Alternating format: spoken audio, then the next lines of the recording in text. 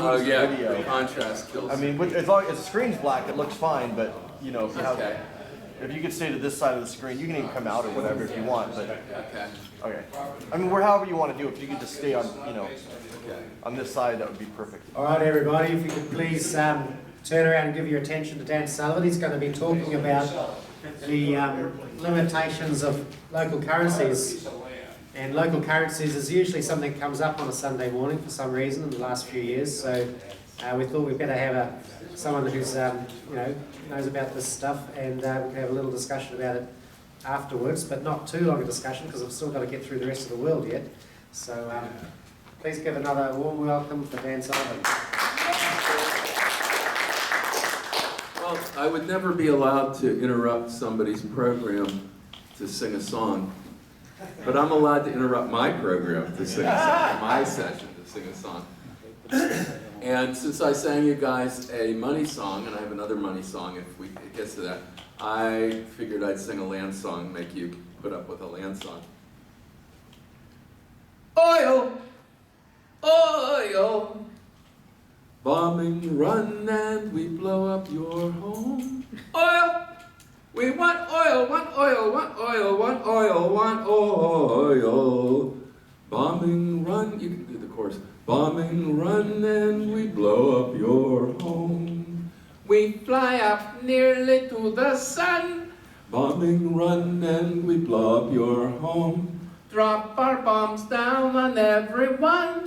Bombing run and we blow up your home. Hey, are you Taliban? Give up come on, brain, the Osama. Bombing run and we blow up your home. Show respect for human life or else we're gonna bomb ya. Bombing run and we blow up your home. He should have known he couldn't mess with our civilians. Bombing run and we blow up your home. He murdered thousands, but we have murdered millions. Bombing run and we blow up your home. He violated a sacred trust.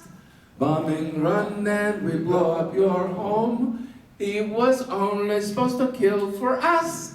Bombing run and we blow up your home.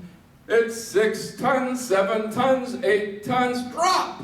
Bombing run and we blow up your home. A war of terror that doesn't stop. Bombing run and we blow up your home. And just in case there was any doubt, bombing run and we blow up your home. Let me tell you what this war's about. Bombing run and we blow up your home. Oil! Oil!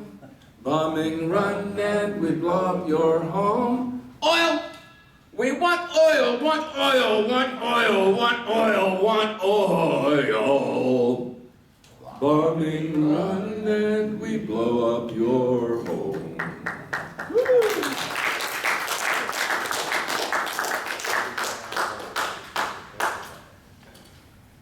Oh, I can just use this thing. I'm not used to these things. I want to talk about the limits of alternative currencies generally. I think it said local currencies in the thing, but first thing is that there's 4 or 5 essentials. I forget how many I put in there. 4 or 5 essentials to a sound currency. The first essential is redemption. Redemption means somebody will take that currency. If the public no longer has faith in that currency, somebody will take that currency. In the case of government currency, you can pay your taxes with it. In the case of some local currencies, there's a debt obligation, which violates one of the essentials. But the first essential is that the currency can be redeemed, that no matter what happens, somebody will take that currency at the value it's supposed to have. Which brings us to the second essential, which is a constant value. Alternative currencies, if they don't have a constant value, are not going to work out well. Whether the value goes up or the value goes down, the currency has problems. The third is liquid supply. If you're going to keep the value constant, the supply has to fluctuate. When the value goes up, the supply has to go up and bring the value right to where it belongs. The fourth essential is wide acceptance. Now, those first three essentials is what gives you the wide acceptance. And the fifth essential is there's freedom from debt. If it's not free of debt, it's really not any better than the currency we have. So, going to that, there's some currency. The most popular currency is Bitcoin, which has a very stable value. I have a friend who, I knew him before any of this happened, but he made a lot of money. First of all, I didn't know him before this. He made a lot of money. He wrote the computer program that most college students use to matriculate, to decide what courses they're going to take next year. And this computer program says, okay, this is your major. If you don't take these courses this year and the two courses are given at the same time next year, you might have to be here longer than 4 years. So the computer program is very sophisticated in making sure that nobody makes mistakes in choosing their courses. So he made some money on that. Then he started what turned out to be the world's largest massive multiplayer trading game. Now the big games are like the World of Warcraft and stuff. He didn't like war games because strange thing. But the trading game did very well, and he made a ton of money on that.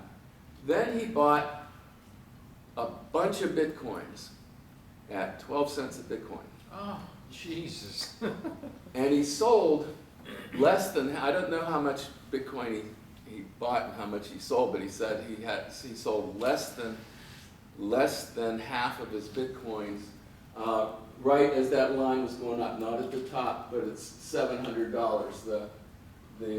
I don't know why the graph did this, 206.5 from 12.9. Definitely a computer-generated graph. But he sold those Bitcoins for $700, made $4 million on Bitcoins, and still has the majority of his Bitcoins. Now the Bitcoins, after they peaked, they came back down. This thing only goes to November 2016. They went down to 412.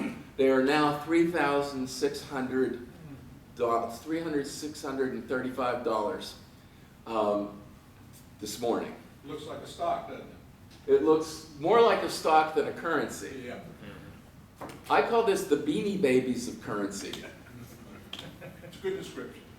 Now the other thing about this currency is it's a ritual labor currency.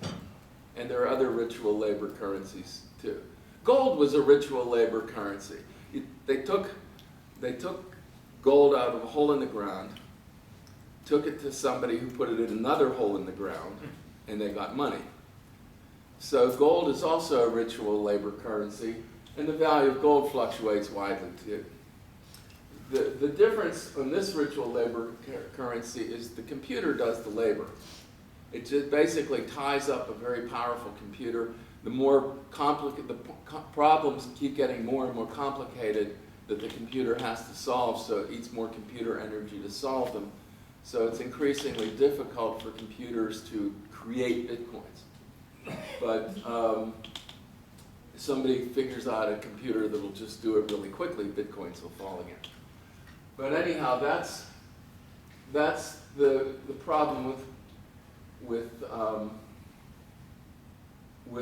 ritual labor currencies is that if the labor cost to create a new one is not constant, the currency will not be constant either. And if they become collectibles, gold is a collectible and this is a collectible, then they don't behave like labor products that maintain a relatively stable value. This is an indulgence. And one of the things that Martin Luther blasted the Catholic Church for, and Martin Luther was kind of wrong on this, he said that people were selling tickets out of hell. Well, first of all, they were never good for getting out of hell. If you had committed minor transgressions, you needed to repent.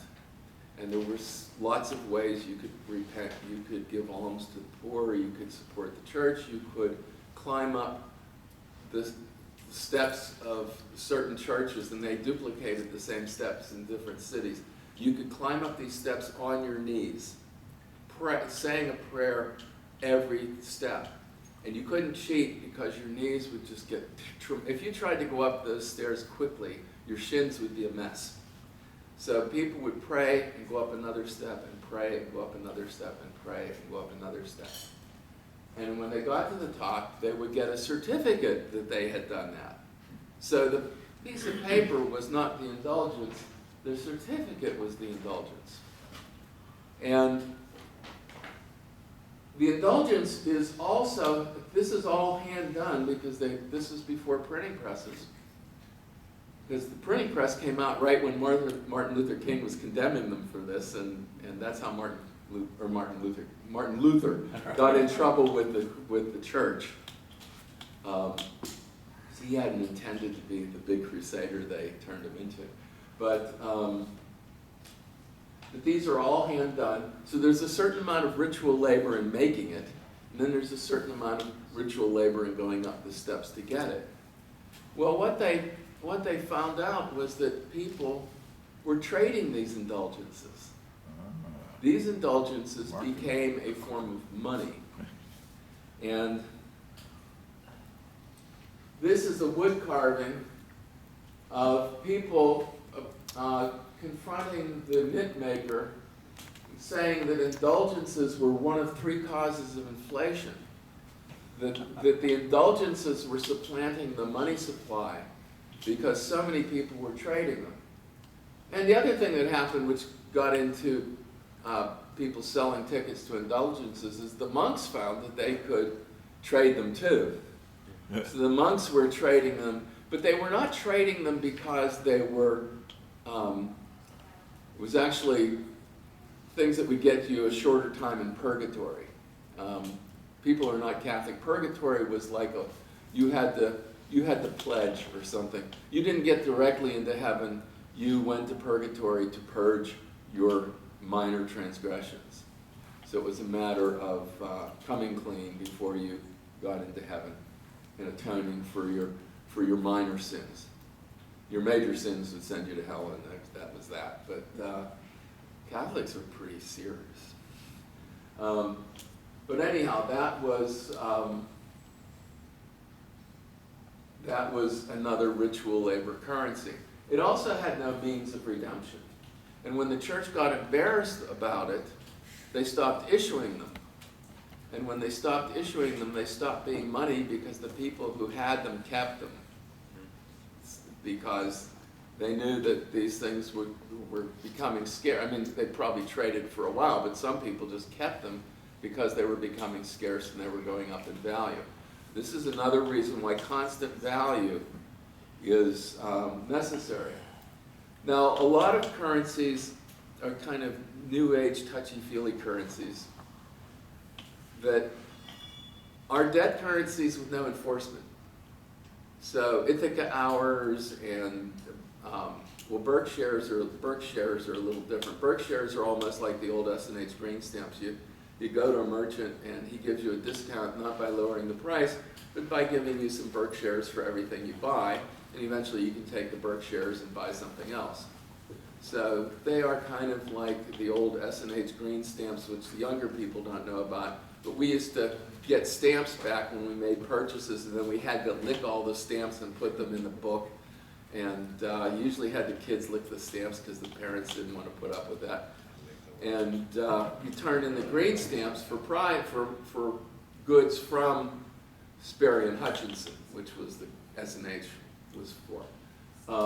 So those are kind of money and kind of not money. Canada Tire dollars are worth like a penny on the dollar, and they give you you buy things from Canada Tire. I guess you buy like a $70 tire and you get 70 Canada Tire dollars, but they're really worth 70 cents. The problem with these alternative currencies is that there's 2 different ways of issuing them. One is a kind of positive and negative balance. Anybody joins the group, they have an obligation to take $1,000 worth of other people's labor hour dollars or something, and they get $1,000 worth of labor hour things. And the problem is that it's in everybody's self-interest by the time to end up with fewer than 1,000 labor hours. If the Ithaca dollar or whatever falls out of favor, and you have $2,000 worth of Ithaca hours, you are out $2,000. But if you manage to get other people to take your Ithaca hours, and you only have 20 left, you come up $1,800 ahead. And people are, you know, New Age people are very conscientious and don't do that as much as ordinary people. But these things trade among ordinary people too, so it gets to be sticky that way. The other thing with those local currencies is that because there's no redemption, they do collapse in value. They usually have a demurrage system so that they say you're going to lose a little bit of value each year, which is not particularly good. And the biggest thing is, even though it's just a moral sanction, those who hold more money are basically the net creditors, and those who hold less money are the net debtors. So you still have, a toothless debt money system. And a debt money system with teeth is impressive, but a debt money system without teeth is unstable. So that's that. Now there are other forms of, other systems of currency that have worked well in a pinch. This is Tom Johnson issued bonds. There was a big crash in 1892, and he had a factory in Johnstown that made streetcar rails. And streetcars all over the country were buying these rails, but when the crash came, these streetcar companies wanted rails but didn't have the money to pay for them. So he said to his employees, look, we can shut down and lay you all off, or work fewer hours and pay you half as much, or we can sell these streetcar rails on credit, but I don't have enough credit. I don't have enough money to cover that credit. So if you will work on credit, then when the crisis is over, I'll redeem the bonds at face value. And they did that. And the merchants in Johnstown circulated them, and it circulated widely.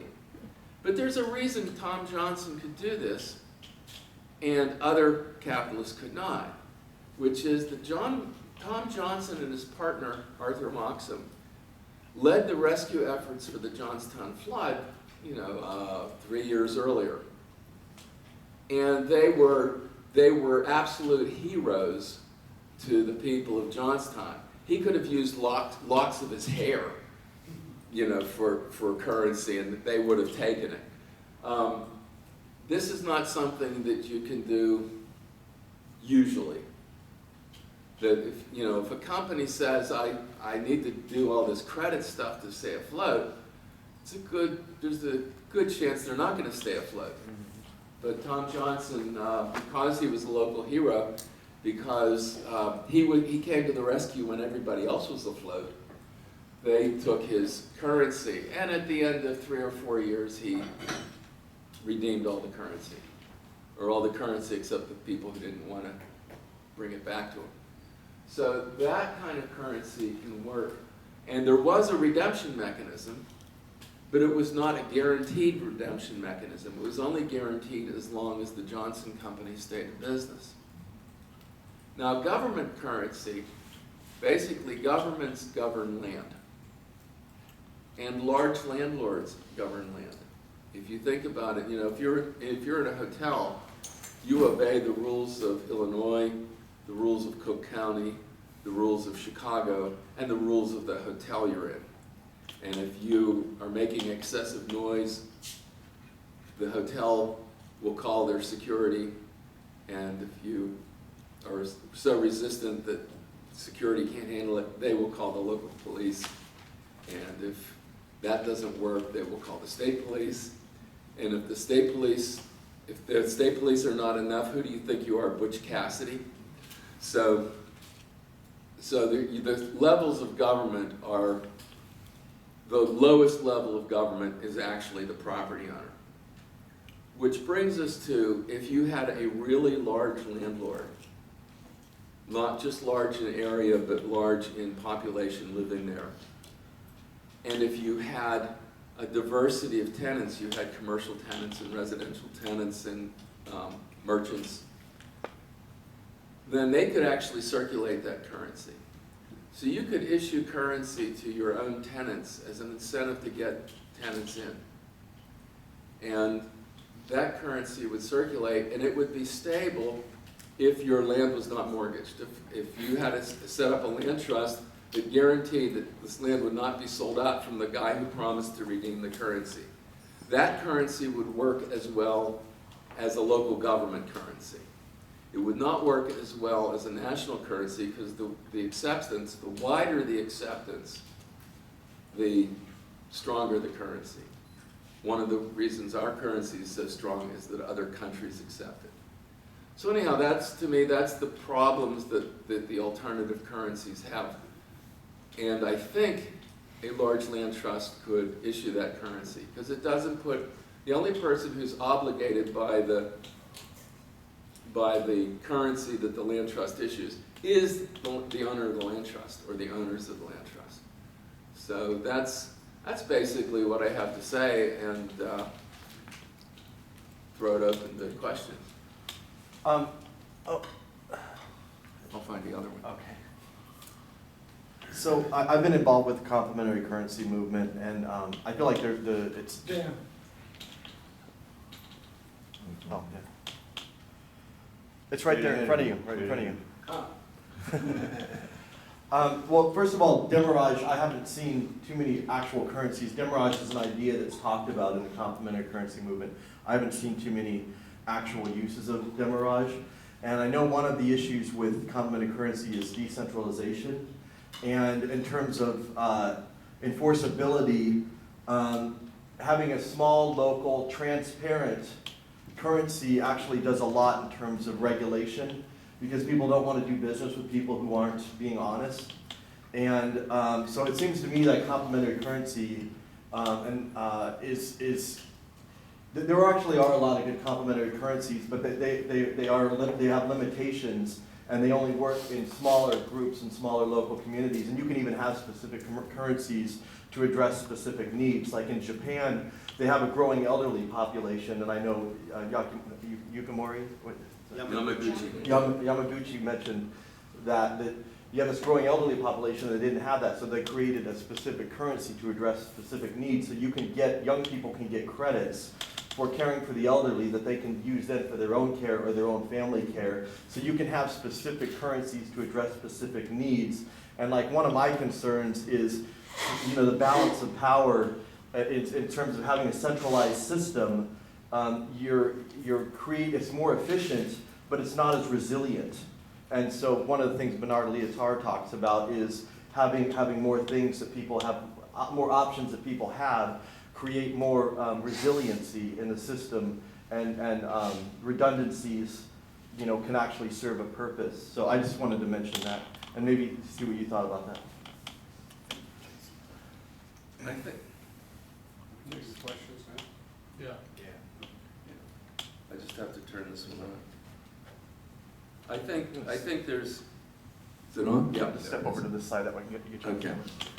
I think complementary currencies are good. For some limited uses.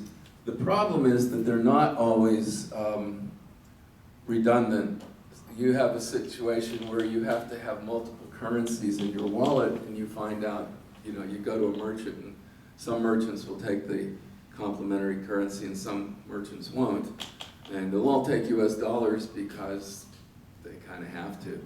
So the dollar ends up being stronger just because of it. If you have a really bad national currency, local complementary currencies are going to crop up. If you have if the United States had the kind of currency we're talking about, there would be no local currencies. But if the national currency is bad enough, the local currencies will be better than a bad, I'm sure there are alternative currencies in Zimbabwe that are the dominant currencies. because the national currency is just totally destroyed.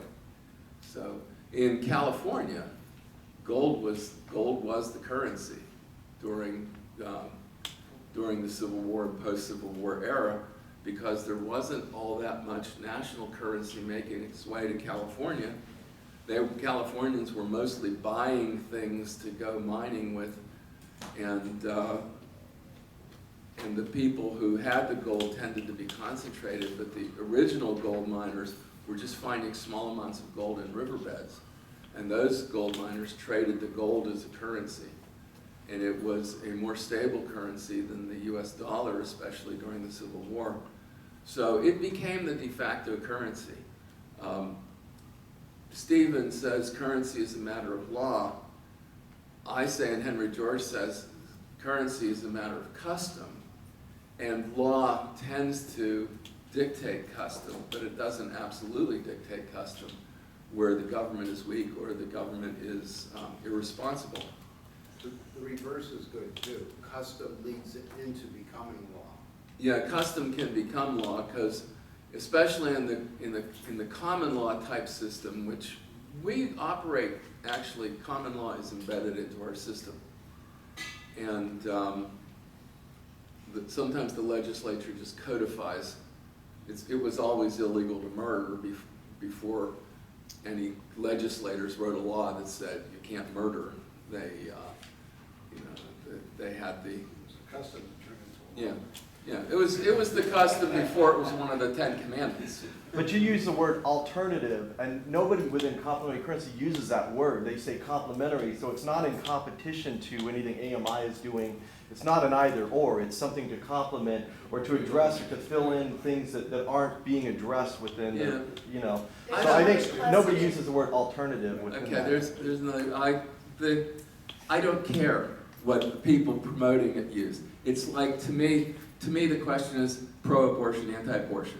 And the pro-abortion people said, oh no, we're pro-choice. What choice are you pro? Abortion. You're not for voucher education, you're not for, people carrying guns, whatever. And the other people said, oh, well, we're pro-life.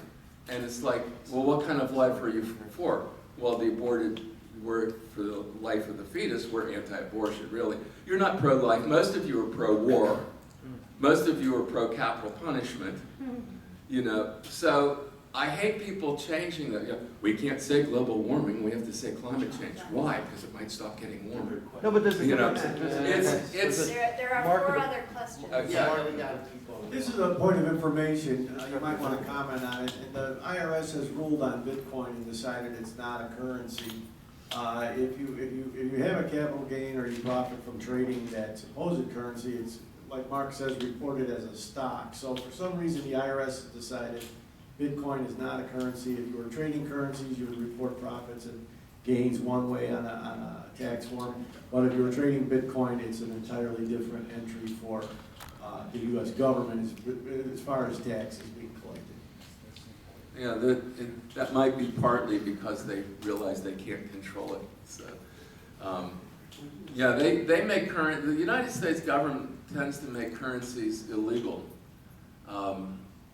when they can. And they came, who was the guy that Grover Norquist? Yeah.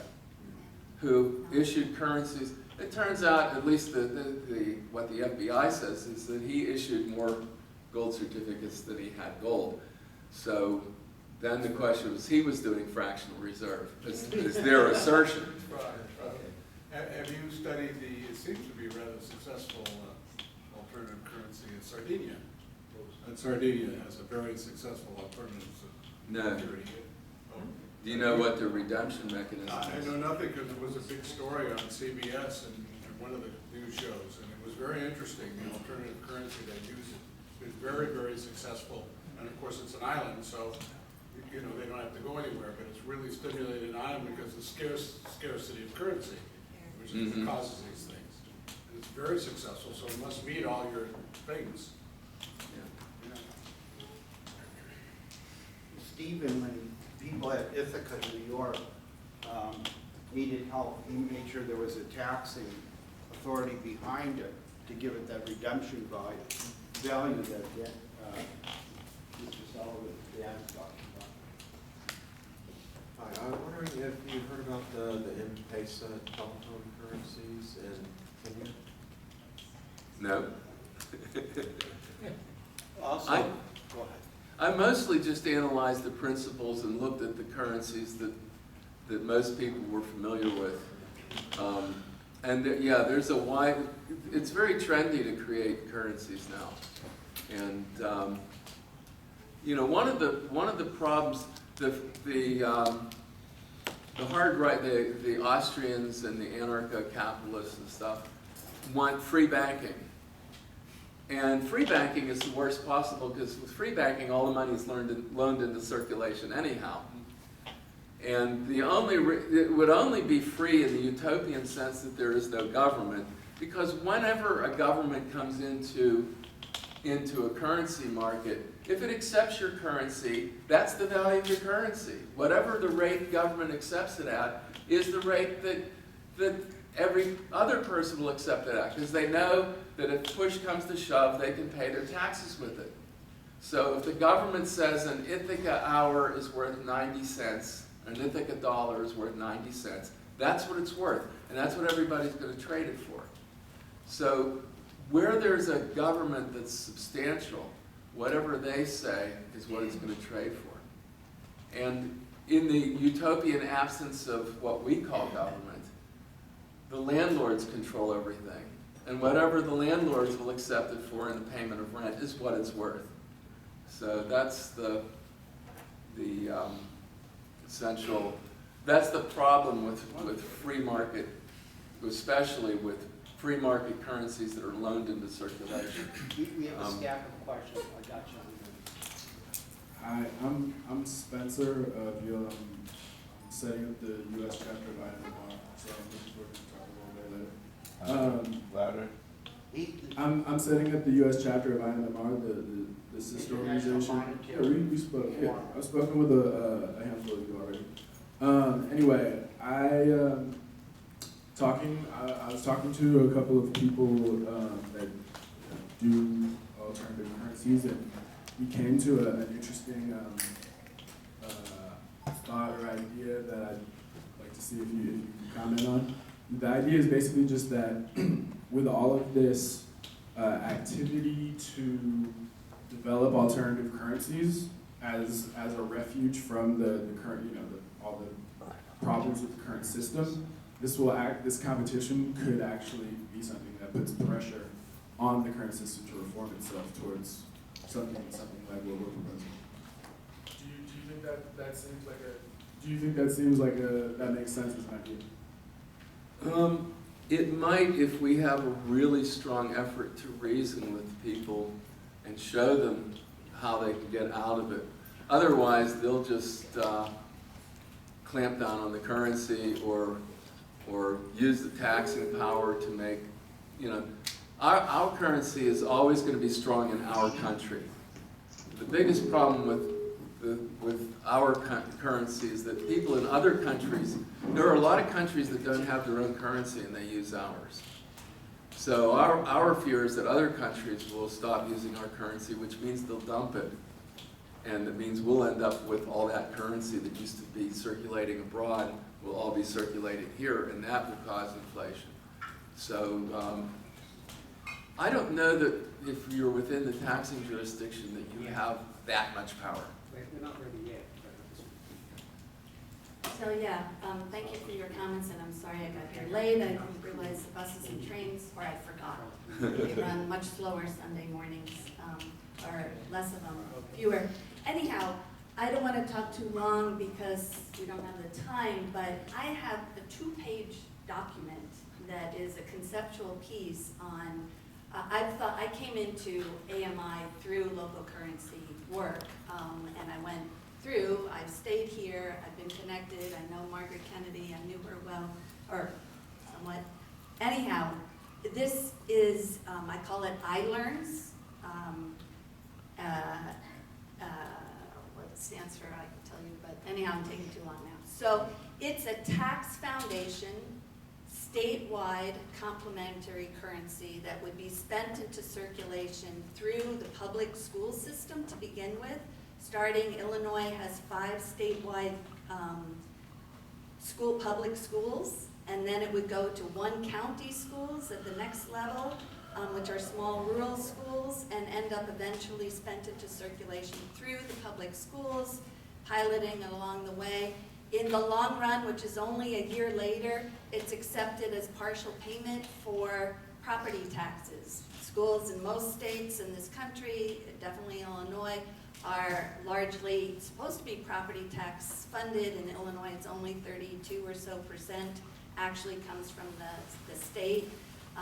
It's very inequitable. Anyhow, it's an idea piece. I already presented a paper in 2007 to a financial group on a county level one. And this one is the same idea, but at the state level. And Illinois just had almost 3 years of no state budget. We're the worst underfunded pension fund system. And so the idea that Jason just talked about in Japan, the can't pronounce the word. I have they 4 minutes multiple left and there are other currencies there. questions. Anyway. The only thing, and I'm not a lawyer, we have to get to other questions. Yeah, You just can the tell last me point, afterwards. I know Joseph Huber also doesn't think it's an either or, it's a both and the national level change is the Okay. crucial one.